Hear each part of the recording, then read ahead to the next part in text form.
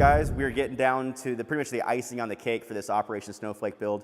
We fully installed the BDS 4-inch lift kit and been rocking around the stock. I think they're two 85-60 R20s, kind of that no leg day look for the past few weeks. And so we ended up hooking up with RBP and did a set of their forged wheels. These are their peacemakers, and the specs on them are a 20 by 12 -44 offset, and did the black, and then in the machine grooves there we gave them our paint code color, and so they could match the white to kind of really tie in the truck look. The wheels and the suspension kind of ties that tuxedo black and white look.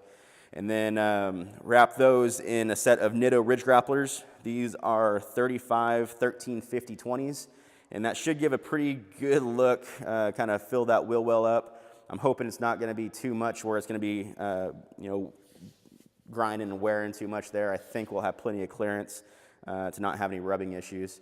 And then kind of that cherry on top, we hooked up with Royalty Core and doing their RC2 twin mesh front grille, and also gave them the paint code for the center there so they could match the mesh with the truck's paint code and kind of really tie in that full circle look there. One of our previous videos, we brought in the Flog front and rear bumpers, and so that should be a pretty good combo. The Flog grill has black and white grill in it as well, and then this black and white grill from Royalty Core will really kind of tie that whole front end together there. It's been kind of parts just kind of hopes and dreams and kind of propping things up and like, oh man, that's gonna look good, but I guess it's not gonna become reality until we actually get to the DPI Expo and UCC show. So it's coming up here very shortly, and if you are at the show, make sure you swing by our booth. We'll be installing all those parts we've been talking about for the past, I don't know, a couple months now.